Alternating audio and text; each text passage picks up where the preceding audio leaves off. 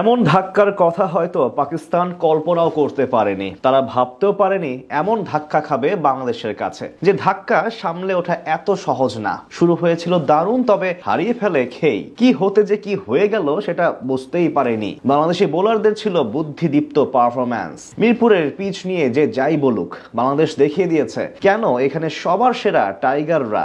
একজনের যে প্রতিটি দিন ভালো যায় না সেটার প্রমাণ হলেন শেখ মাহেদী। যদিও এদিনটা খরুচে ছিলেন তিনি, তবুও করেছেন দারুণ এক কাণ্ড।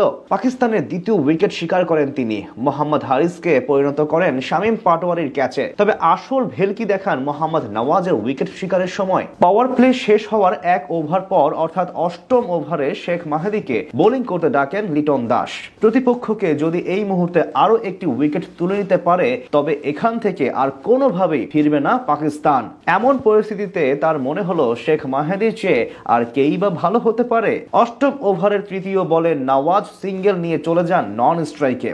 সেই সময় ব্যাকওয়ার্ড স্কোয়ার লেগে কোনো খেলোয়াড় রাখেননি লিটন। তিনি ভালো করে বুঝে গিয়েছিলেন শেখ মাহেদীর প্ল্যান। বিশাল জায়গা রাখলেন ফিল্ডার ছাড়া। এরপর নিজের সাধারণ অ্যাকশন এড়িয়ে গিয়ে একটু ভিন্নভাবেই বোলিং করেন মাহেদী। সেই সময় বল ব্যাকওয়ার্ড স্কোয়ারে ঠেলে দিয়ে একটি সিঙ্গেল নেওয়ার চেষ্টা করেন ফাখর জামান। যদিও তিনি বুঝে গেছেন ওখান থেকে রান নেওয়া অসম্ভব, আর সে কারণেই তিনি থেমে গেছেন। তবে তিনি থামলেও থামতে পারেননি নওয়াজ। দ্রুতই ওখানে দৌড়ে বল সংগ্রহ করেন লিটন, থ্রো করেন মাহেদীর কাছে। আর সেখানে নওয়াজ খুব চেষ্টা করেছিলেন ফিরে আসার, তবে শত চেষ্টার পরেও তিনি আর ঢুকতে পারেননি পিচে। তার আসার আগেই স্ট্যাম্প ভেঙে দেন শেখ মাহেদী। ঝাঁপিয়েও উইকেট বাঁচাতে পারেননি। যদিও তখন আম্পায়ারের অপেক্ষায় ছিলেন না মাহেদী, তিনি হাতের ইশারায় জানিয়ে দেন আউট হয়েছে। শেষ পর্যন্ত রিপ্লেতেও দেখা যায় একই দৃশ্য।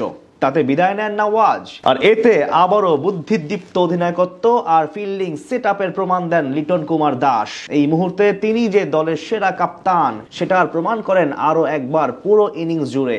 যদিও দিনটা শেখ মাহেদীর ছিল না, তবে দিন ছিল বাংলাদেশের। তিনি 37 রান খরচে এক উইকেট শিকার করলেও মাত্র 110 রানেই গুটিয়ে যায় পাকিস্তান, যেখানে টাইগারদের হয়ে সর্বোচ্চ 3 উইকেট শিকার করেন তাসকিন আহমেদ। এছাড়া 2টি উইকেট শিকার করেন মুস্তাফিজুর রহমান। তিনি তো চোখে সর্ষে ফুল দেখিয়েছেন সবাইকে। 4 ওভারে খরচ করেন মাত্র 6 রান। বাংলাদেশের বোলিং অসাধারণ হওয়ার আরেকটা কারণ অবশ্য মিরপুরের পিচ, সেটাও এড়িয়ে যাওয়া যাবে না।